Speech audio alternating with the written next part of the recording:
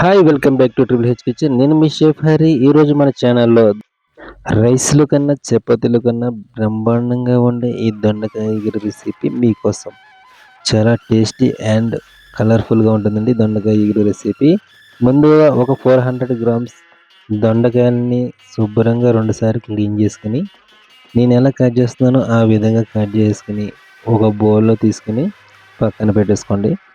మొత్తం దొండకాయలు ఈ విధంగా కట్ చేసుకున్న తర్వాత గిన్నె పెట్టుకుని గిన్నెలో 3 టేబుల్ స్పూన్లు ఆయిల్ వేసుకోండి. ఆయిల్ వేడయిన తర్వాత ఒక టీ స్పూన్ జీలకర్ర, లైట్గా మెంతులు వేసుకుని కలర్ వచ్చే వరకు ఫ్రై చేసుకున్న తర్వాత కొంచెం కరివేపాకు వేసుకోండి. తర్వాత 2 మీడియం సైజ్ ఆనియన్స్ ఈ విధంగా స్లైసెస్లా కట్ వేసుకుని లైట్ గోల్డెన్ బ్రౌన్ కలర్ వచ్చే వరకు మూత పెట్టి మగ్గనివ్వండి. ఇలా మధ్య మధ్యలో మూత తీసుకుంటూ కలుపుకుంటూ మగ్గనివ్వండి. ఇలా గోల్డెన్ బ్రౌన్ కలర్ వచ్చిన తర్వాత ఒక టేబుల్ స్పూన్ అల్లం వెల్లుల్లి పేస్ట్ వేసుకోండి. అల్లం వెల్లుల్లి పేస్ట్ పచ్చి వాసన పోయే వరకు ఫ్రై చేసుకోండి. తర్వాత ఒక టమాటో ఇలా స్లైసెస్ కింద కట్ చేసుకుని వేసుకొని బాగా కలుపుకొని ఒక టీ స్పూన్ సాల్ట్, కొంచెం పసుపు వేసుకోండి.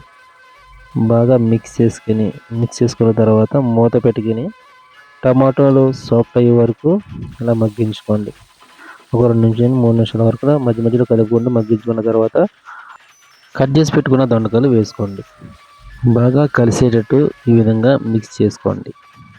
ఇలా మిక్స్ చేసుకున్న తర్వాత మూత పెట్టుకుని 2 నిమిషాల పాటు మగ్గించుకోండి. మధ్య మధ్యలో ఇలా కలుపుకుంటూ ఉండండి. అన్నట్టు మర్చిపోయానండి, ఇప్పటివరకు మన ఛానల్ సబ్స్క్రైబ్ చేసుకోకపోతే సబ్స్క్రైబ్ చేసుకోండి.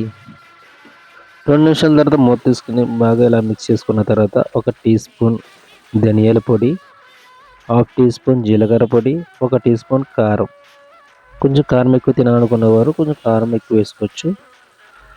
దీని తర్వాత బాగా మిక్స్ చేసుకుని ఒక్క నిమిషం పాటు బాగా రోస్ట్ ఫ్రైలో ఈ విధంగా మిక్స్ చేసుకుంటూ ఉండండి. తర్వాత 1½ కప్ వరకు వాటర్ వేసుకుని ఈ విధంగా 1½ కప్ వాటర్ వేసుకుని బాగా కలుపుకొని మూత పెట్టి ఒక 4 నుంచి 5 నిమిషాల వరకు మీడియం ఫ్లేమ్లో ఇలా కొత్త ఉడికించుకోండి. ఇలా ఉడుకుతున్న తర్వాత చూడండి, ఇలా కొత్త ఉడికిన తర్వాత ఇలా కొంచెం దగ్గర పడిన తర్వాత దొండకాయ ఉడికిందా లేదా ఒకసారి చెక్ చేసుకోండి. తర్వాత మనం లైట్గా గరం మసాలా, తర్వాత కొంచెం కొత్తిమీర కూడా వేసుకోండి. మన దగ్గర ఈరోజు అవైలబుల్లో లేదు కాబట్టి మీరు కొంచెం కొత్తిమీర యాడ్ చేసుకోండి. ఈ రెసిపీ రైస్లో కన్నా చపాతీలో కన్నా చాలా చాలా టేస్టీగా ఉంటుందండి. పిల్లలకి లంచ్ బాక్స్లకు అయితే ఇంకా బాగుంటుంది. పిల్లలు చాలా ఇష్టంగా తింటారు. దొండగా చాలా హెల్దీ కూడా. మర్చిపోకుండా ఈ రెసిపీ ట్రై చేయండి. మీరిచ్చే లైక్ కానీ కామెంట్ కానీ నాకు చాలా చాలా బూస్టింగ్ ఇస్తుంది. నెక్స్ట్ వీడియో చేయడానికి చాలా చాలా సపోర్ట్గా ఉంటుంది. ప్లీజ్ అన్నట్టు మర్చిపోయాను, సబ్స్క్రైబ్ కూడా చేసుకోండి ప్లీజ్.